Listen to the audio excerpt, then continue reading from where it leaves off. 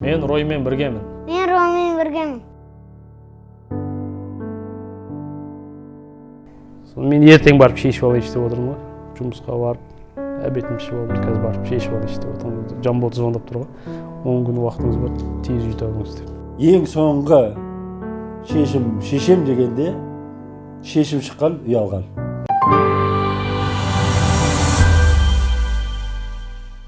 Ассалаумағалейкум, қайырлы күн. Біз бүгін Мақсат Мырзаның шаңырағындамыз. Бұл кісі осы баспанасын Рой кооперативі арқылы алған еді. Мақсат Мырза, өзі Алматыға қалай келдіңіз? Қашан келдіңіз? Мен Алматыға 2011-де келгем. 2011. Жоқ, бір досымыздың тойына келіп, сол үй қалдық осы Алматыда. Қашан үйлендіңіз? 13-те үйлендім. 13-ші жыл. 13-ші жыл. Содан өткен жылға дейін баспанасыз. Квартирада. Квартира жүру қиын ба өзі? Қиын ғой, енді квартира біреуге ақша төлеп отырасың. Енді Ройды қайдан естіп қойып жүрсіз?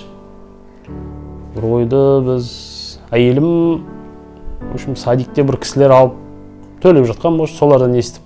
Біз өз сол жерін өтіп бара жатып, әйелім крик. Неге себепші әйелім ғой? Мен қайда, ол кезде 24 лампа арт дегендер қыртып жатты ғой. Ой, қой бұндай өтірік нәрсе деп.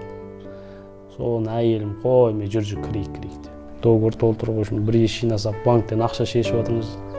Сөйтіп салдық қой, сол кезде сразу салып кеттік қой. Бірден салып кеттік. 2 счетқа салып кеттік қой. Ройдан үй алдыңыз ғой? Иә. Содан кейін достардың реакциясы қандай болды?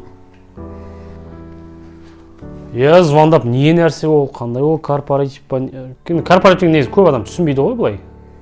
Қалай ол 5% жилстрой ма деп сөйтіп сұрады. Көбісін примерно түсіндірдім, адресті бердім, осы жерге барасың. Ройға ақша жинап жатсың. Сол уақытта адамға күдік келеді ғой? Иә. Сонымен қалай күрестің? Және де жұрттың негативіне қалай қарадың? Бас кезінде мен негізі ештеңе ойламай салдым, 6 ай салатыны бар ғой, оны. Соны салдым, оның ешқандай не болған жоқ. Одан кейін өздері звондады маған. Жағдайыңыз десе сала беріңіз, жағдайыңыз демесе салмаңыз. Ол кезде карантин басталды ғой. Иә, сөйтіп бастады. Сонымен карантин кезінде 1-2 ай салдым, одан кейін тоқтаттым. Содан тоқтадық. Содан кейін бір жарты жыл өткеннен кейін уже басталды ғой. Беретін нәрсе ма, бермейтін нәрсе ма. Сөйтіп бастадық. Күнде шай ішіп отырмыз. Негізі әйелім себепші болған ғой негізі. Оған тиісесің. Әйелін тиісіп қоясың. Енді Рой сенімге апарғанды. В общем, жындан соң Ройды не қылып шығарасың, сен емессің бе? Осы уақытта сол ақша осынша нәрсе алатын едім, мынаны оборотқа жіберетін едім. Сөйтіп, в общем, әйелімді аяғында шыдамай, ол өзі бір шешіп алды ақшаны өзінікін. Өзінің счетындағысын. Мен ертең барып шешіп алайыншы деп отырмын ғой. Жұмысқа барып, обедімді ішіп алып, қазір барып шешіп алайыншы деп отырмын. Жамболды звондап тұр ғой. 10 күн уақытыңыз бар, тез үй табыңыз деп. Ең соңғы шешем дегенде шешім шыққан, үй алған. Бір жағынан кім Гүлсезімде несі бар? Себебі бар онда. Ол көбінде сол айтты маған, шыдаңыз кішкене, сіздікі кішкене қалды кішкене. Бірақ Гүлсезіммен барамын, кішкене ұрысып қаламыз, екеуміз қайтып сөйлесеміз, шыдасаңыз кішкене деп. Сіздікі міне уже кеп тұр деп. Енді үй алу процесі болды ғой. Иә. Сол қалай болды? Неден бастадың? Иә, жоқ қуанғанда бір анандай сенбейтін нәрсе болады екен ғой өзі. Сенбей. Мен пока Жамболатты көрмей, пока сенген жоқпын. Телефонында сенген жоқсың? Телефонда сенген жоқпын. Үй іздей бер, осылай болмаса офисқа кетіп, Жамболатпен танысып, уже менің жерлесім болып неткеннен кейін уже жүріп бірге барып көрейік дегеннен кейін барып сендік қой. Үйлер көрген үйлерің бар ма? 2-3 үйге бардық, соны осы үйге алып келдік, көрдік. Жалпы Рой кооперативіне, оның басшыларына, жұмысшыларына, менеджерлеріне бір алғыс тілектеріңіз бар ма? Иә, бәріне рахмет айтамыз. Жақсы бәрі.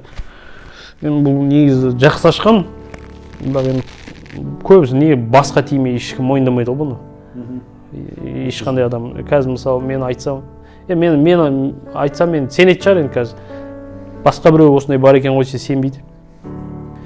Өйткені мына заманда қазір ондай нәрсе жоқ, тегін нәрсе, 5% тегін нәрсе жоқ. Адам басына тигеннен кейін барып мойындайды ғой любой нәрсені. Мақсат Мырза, мына үйіңізге шақырып шаңырағыңызды ремонттан кейін көрсетіп жатқаныңызға көп рахмет. Қазақ айтады ғой, іші бұның жанға толсын, сырты малға толсын, сыртқы кәсібің өркендей берсін. Құрметті көрермендер, бүгінгі Рой қонақта айдарымыз осымен тамамдалды. Сіздерге ұнаса комментарий жазып, лайк басып, өз пікірлеріңізді қалдырсаңыз болады. Келесі Рой қонақта айдарында кездескенше қош сау болыңыздар. Мен Роймен біргемін. Мен Роймен біргемін.